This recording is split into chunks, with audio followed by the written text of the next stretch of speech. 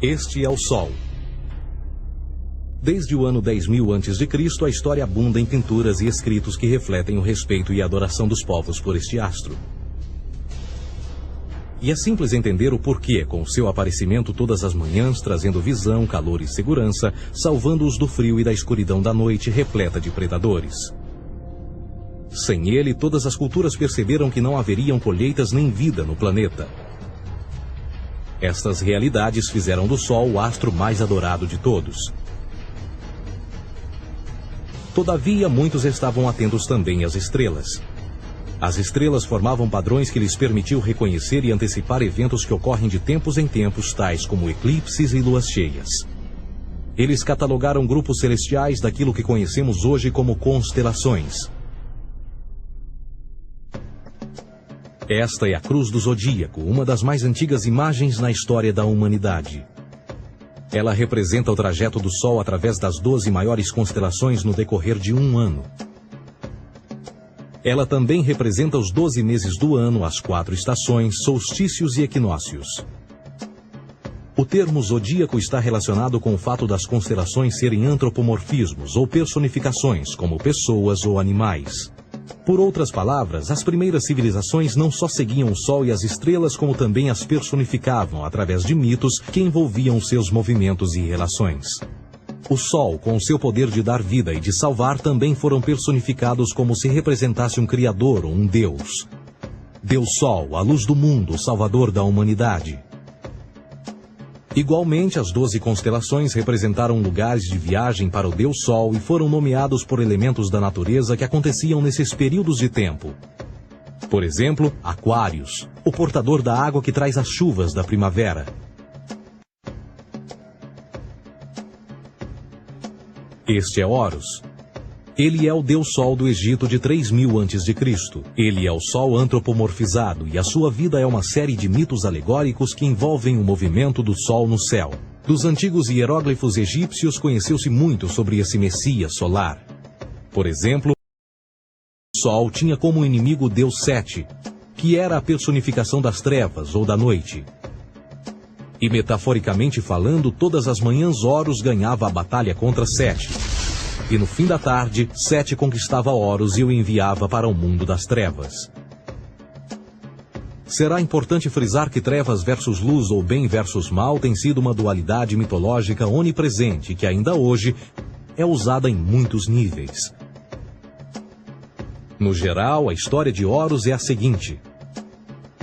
Horus nasceu em 25 de dezembro da Virgem Isis Mary.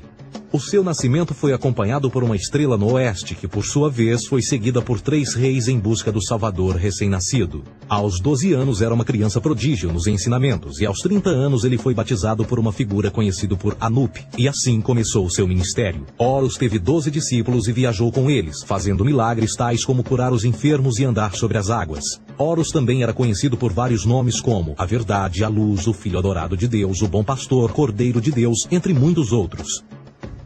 Depois de ter sido traído por Tifão, Horus foi crucificado, enterrado por 3 dias e então ressuscitou. Estes atributos de Horus, originais ou não, parecem influenciar várias culturas mundiais e muitos outros deuses encontrados com a mesma estrutura mitológica. Atis da Firígia nasceu da Virgem Nana em 25 de dezembro. Crucificado, foi posto na tumba e 3 dias depois ressuscitou. Krishna, da Índia, nasceu da Virgem Davaki com uma estrela no ocidente assinalando sua chegada, fez milagres juntamente com seus discípulos e após sua morte ressuscita. Dionísio da Grécia nasceu de uma virgem em 25 de dezembro. Foi um professor peregrino que praticou milagres como transformar água em vinho e é referenciado como Rei dos Reis, Filho unigênito de Deus, o início e o fim, entre muitas outras coisas, e após sua morte ressuscitou. Mitra da Pérsia nasceu de uma virgem em 25 de dezembro. Ele teve 12 discípulos e fazia milagres. E após sua morte foi enterrado por 3 dias e então ressuscitou. Ele também foi chamado de a Verdade, a Luz, entre outros. Curiosamente, o dia sagrado de adoração a Mitra era um domingo.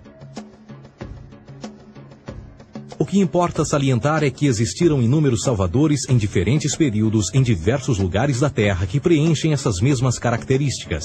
A pergunta que não quer calar: o porquê desses atributos? Por que o nascimento de uma virgem em 25 de dezembro? Por que a morte e a ressurreição após 3 dias? Por que os 12 discípulos ou seguidores? Para descobrirmos, vamos examinar o mais recente dos Messias solares.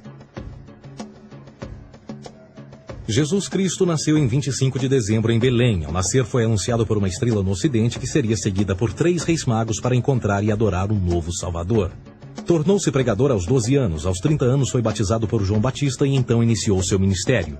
Jesus teve 12 discípulos que viajaram com ele praticando milagres como curar doentes, andar sobre a água, ressuscitar mortos. Ele também é conhecido como Rei dos Reis, o Filho de Deus, a luz do mundo, o início e o fim, o Cordeiro de Deus, entre muitos outros. Depois de ter sido traído por seu discípulo Judas por 30 moedas de prata, ele foi crucificado, posto em uma tumba e após 3 dias ele ressuscitou e ascendeu aos céus. Em primeiro lugar, a sequência do nascimento é completamente astrológica. A estrela no ocidente é Sírius, a mais brilhante do céu noturno, que a cada 24 de dezembro se alinha com outras 3 estrelas brilhantes no cinturão de Órion. Essas 3 estrelas brilhantes são chamadas hoje, como eram na antiguidade, 3 reis, 3 Marias no Brasil e Portugal. Os 3 reis e a estrela mais brilhante, Sírius, todas apontam para o nascer do Sol em 25 de dezembro. Esta é a razão pela qual os 3 reis seguem a estrela a oeste em uma ordem que apontam ao amanhecer. O nascimento do Sol.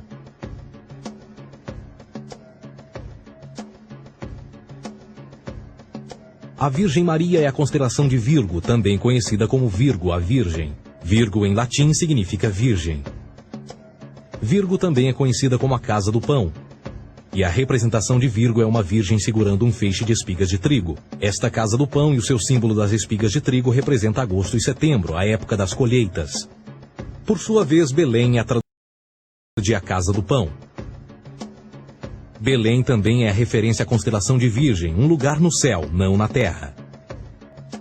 Existe outro fenômeno muito interessante que ocorre em 25 de dezembro, é o solstício de inverno. Do solstício de verão ao solstício de inverno, os dias se tornam mais curtos e frios. Da perspectiva de quem está no hemisfério norte, o sol parece se mover para o sul, ficar menor e mais fraco. O encurtamento dos dias e o fim das colheitas conforme se aproxima o solstício de inverno, simbolizando o processo de morte. Era a morte do sol. Pelo 22º dia de dezembro, o falecimento estava completamente realizado e faz com que atinja seu ponto mais baixo no céu. Aqui algo curioso acontece. O Sol para de se mover por 3 dias. Durante estes 3 dias, o Sol fica pelas redondezas da constelação do Cruzeiro do Sul. Depois desse período, em 25 de dezembro, o Sol se move 1 grau, dessa vez para o norte, trazendo perspectiva de dias maiores, mais calor e a primavera. E assim se diz: o Sol morreu na cruz, ficou morto por 3 dias, apenas para ressuscitar ou nascer mais uma vez. Esta é a razão pela qual Jesus e muitos outros deuses solares compartilham da ideia de crucificação, morte por 3 dias e o conceito da ressurreição. É o período de transição do Sol antes de mudar para a direção contrária no hemisfério norte, trazendo a primavera e assim a salvação. Todavia, eles não celebram a ressurreição do Sol até o equinócio da primavera, ou Páscoa. Isto é porque no equinócio da primavera o Sol domina oficialmente o mal, as trevas, assim como o período diurno se torna maior que o noturno. E o revitalizar da vida na primavera emerge. Agora, provavelmente, a analogia mais óbvia de todas neste lógico são os 12 discípulos de Jesus. Eles são simplesmente as 12 constelações do zodíaco com que Jesus, sendo o Sol, viaja. De fato, o número 12 está sempre presente ao longo da Bíblia.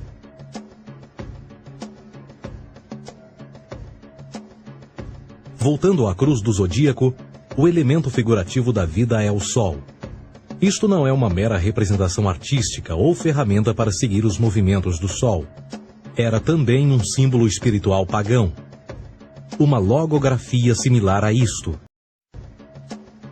Isto não é um símbolo do cristianismo. É uma adaptação pagã da cruz do zodíaco.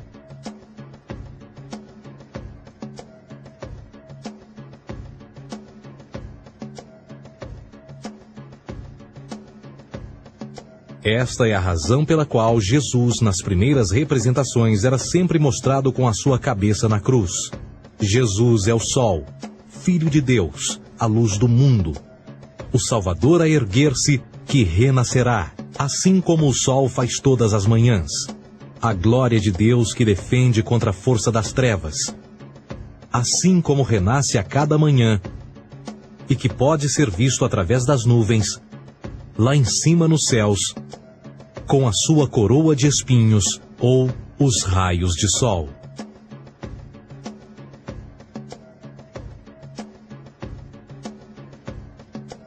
Agora, nas muitas referências astrológicas ou astronômicas na Bíblia, uma das mais importantes tem a ver com o conceito de eras.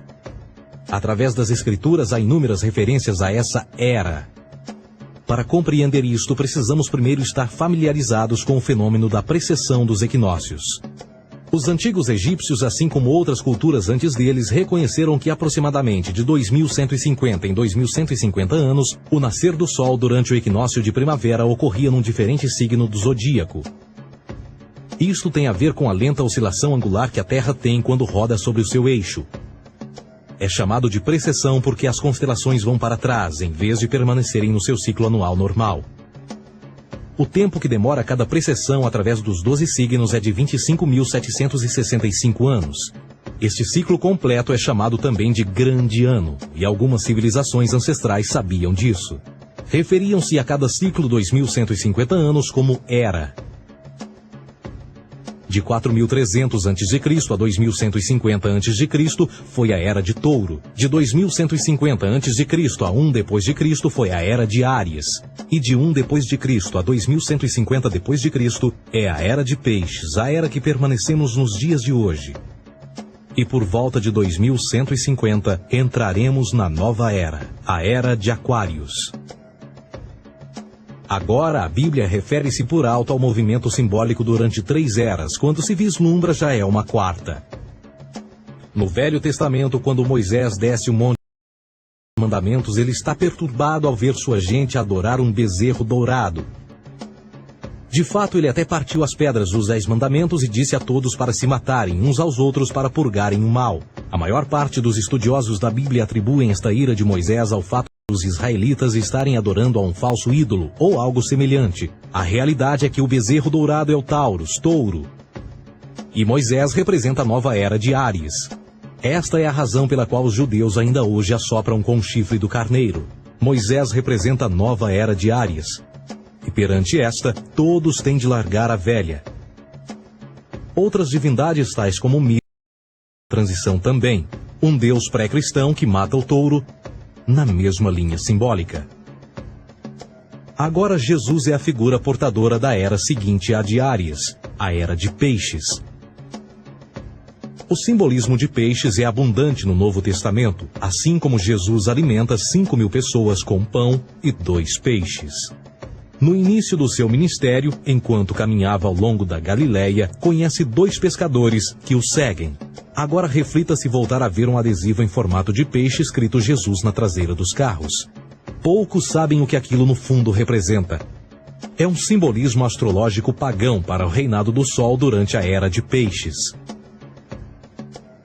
Jesus assumiu também que a data do seu nascimento é também a data do início desta era. Em Lucas 22:10, quando Jesus é questionado se a próxima passagem será depois de ele ir embora, Jesus responde: Eis que quando entrardes na cidade, encontrareis um homem levando um cântaro de água. Segui-o até a casa em que ele entrar. Esta escritura é de longe a mais reveladora de todas as referências astrológicas. O homem que leva um cântaro de Aquários, o portador de água, que é sempre representado com um homem despejando uma porção de água. Ele representa a era depois de Peixes, e quando o Sol, Filho de Deus, sair da era de Peixes, Jesus, entrará na casa de Aquários, e Aquário é antes de Peixes na Tudo o que Jesus diz é que depois da era de peixes chegará a era de aquário.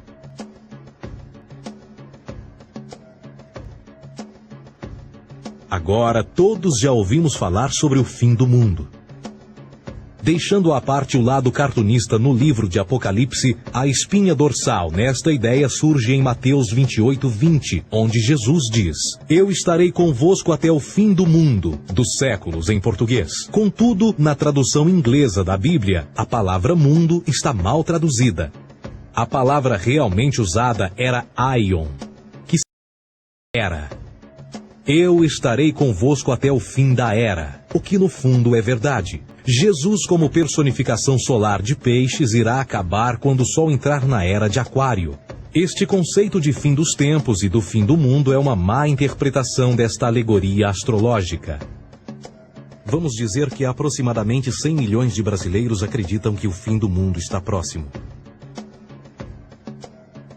Além disso, o personagem de Jesus, literalmente e astrologicamente um híbrido, só demonstra o quão plágio do deus Sol Horus do Egito, Jesus é. Por exemplo, inscrito há 3.500 anos atrás, nas paredes do templo de Luxor, no Egito, estão imagens da Enunciação, da Imaculada Concepção, do nascimento e da adoração a Horus. As imagens começam com o anúncio à Virgem Ísis de que ela irá gerar Horus, que Nefe, o Espírito Santo, irá engravidar a Virgem, e depois o parto e a adoração, e que é não mais do que o milagre da concepção de Jesus. Na verdade, as semelhanças entre Horus e Jesus são flagrantes.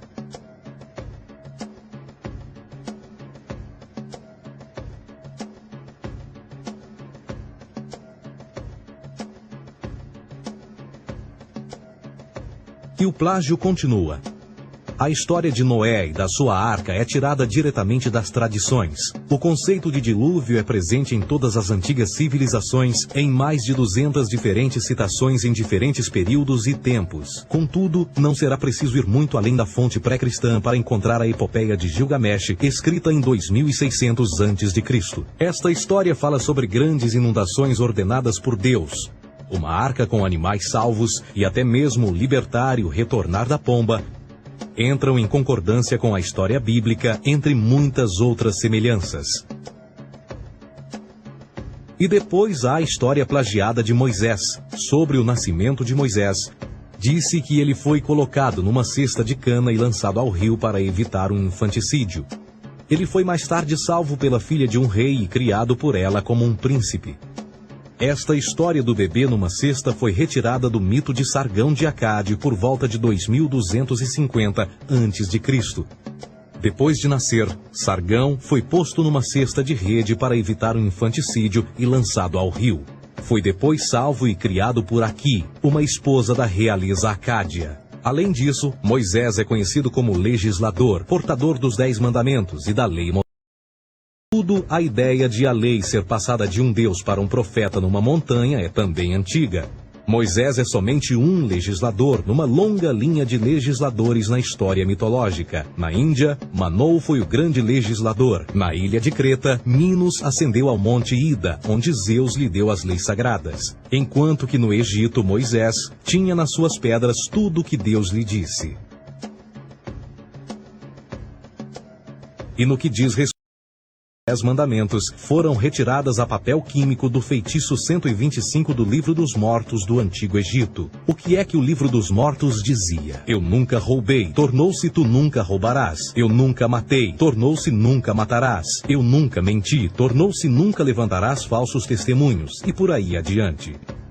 A religião egípcia é, no fundo, a base fundamental para a teologia judaico-cristã. Batismo, vida após a morte, julgamento final, imaculada concepção, ressurreição, crucificação, a arca da aliança, circuncisão, salvadores, comunhão sagrada, dilúvio, Páscoa, Natal, a passagem e muitas outras coisas e atributos são ideias egípcias, nascidas muito antes do cristianismo ou judaísmo.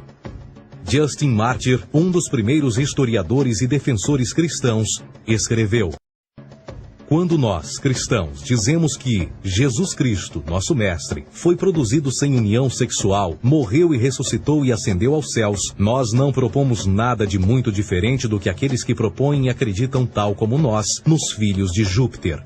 Numa escrita diferente, Justin Martyr diz: ele nasceu de uma virgem. Aceite isto em comum com o que você acredita dos Perseus. É óbvio que Justin e outros cristãos cedo souberam como o cristianismo era semelhante a outras religiões pagãs. Contudo, Justin tinha uma solução. Para além de tudo o que sabemos, o diabo era em quem mandava. O diabo teve a ambição de chegar primeiro que o Cristo e criou essas características para o mundo pagão. Fundamentalist Christianity, fascinating. These people actually believe the world is 12,000 years old. Swear to God. I actually asked one of these guys, okay, dinosaur fossils. He says, dinosaur fossils? God put those here to test our faith.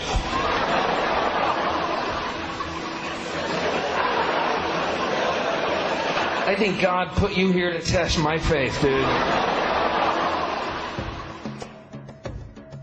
A Bíblia não é nada mais do que um híbrido literário astroteológico, tal como todos os mitos religiosos que os antecederam. De fato, o aspecto da transferência de atributos e umas personagens para as outras é facilmente reconhecida no próprio livro em si. No Antigo Testamento há a história de José. José era um protótipo de Jesus. José nasceu de um milagre, Jesus nasceu de um milagre. José tinha 12 irmãos, Jesus tinha 12 discípulos. José foi vendido por 20 pratas, Jesus foi vendido por 30 pratas. Irmão Judá sugere a venda de José. O discípulo Judas sugere a venda de Jesus. José começa os seus trabalhos aos 30, Jesus começa aos 30 também. Os paralelismos continuam. Além disso, haverá algum registro não bíblico da existência de mais alguém chamado Jesus, filho de Maria, que viajou com 12 seguidores e curou pessoas? Existiram muitos historiadores que viveram no Mediterrâneo durante esse mesmo período e até mesmo após a presumível morte de Jesus. Quantos desses historiadores fizeram relatos sobre a sua figura? Nenhum. Porém, para sermos justos, não significa que os defensores da existência de Jesus nunca tenham reclamado o contrário. São particularmente 4 referidos como pioneiros sobre a teoria da existência de Jesus: Plínio o Jovem, Suetônio e Tácito. Cada uma das suas máximas consiste apenas em algumas frases em que, na melhor das hipóteses, se refere a Christus ou Cristo, e que na realidade não é um nome, mas sim uma titulação. A 4ª fonte é Joséfo, cujos documentos ficou provado terem sido falsificados séculos atrás e, para infortúnio da humanidade, por muitos ainda visto como verdadeiros. Poderá alguém ter se aproveitado das ideias renascer dos mortos, a ascensão ao reino dos céus e a prática de milagres e que a partir daí tenha começado a surgir nos registros históricos? Não, porque uma vez pesadas as evidências, há grandes probabilidades da figura conhecida como Jesus nunca sequer ter existido.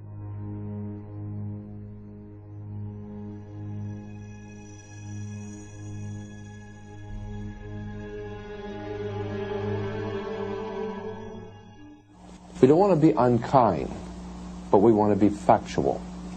We don't want to cause hurt feelings, but we want to be academically correct in what we understand and know to be true. Christianity just is not based on truth. We find that Christianity was in fact nothing more than a Roman story, developed politically. A realidade consiste em que Jesus foi a divindade solar do setor gnosticista cristão e, tal como outros deuses pagãos, era uma figura mítica. Foi sempre o poder político que procurou monopolizar a figura de Jesus para controle social. Por volta de 325 d.C., em Roma, o imperador Constantino reuniu o Concílio Ecumênico de Nicéia e foi durante esta reunião que as doutrinas políticas com motivação cristã foram estabelecidas e assim começou uma longa história de derramamento de sangue e fraude espiritual. E nos 1600 anos que se seguiram, o Vaticano dominou politicamente e com mão de ferro toda a Europa. conduzindo-a a um período de obscurantismo, onde o conhecimento era apenas um privilégio da Igreja, as Cruzadas e a Santa Inquisição. O cristianismo, bem como todas as crenças teístas, são a fraude desta era. Serviu para afastar os seres humanos do seu meio natural e da mesma maneira uns dos outros. Sustenta a submissão cega do ser humano à autoridade. Reduz a responsabilidade humana sob a premissa de que Deus controla tudo e que, por sua vez, os crimes mais terríveis podem ser justificados em nome da perseguição divina. E o mais importante, dá o poder àqueles que sabem a verdade e usam o mito para manipular e controlar sociedades. O mito religioso é o mais poderoso dispositivo já criado e serve como base psicológica para que outros mitos floresçam ou justifiquem.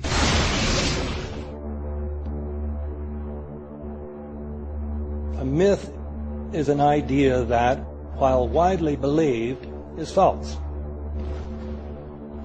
In a deeper sense, in the religious sense, a myth serves as an orienting and mobilizing story for a people. The focus is not on the story's relation to reality, but on its function. A story cannot function unless it is believed to be true in the community or the nation. It is not a matter of debate. If some people have the bad taste to raise the question of the truth of the sacred story, the keepers of the faith do not enter into debate with them. They ignore them or denounce them as blasphemers.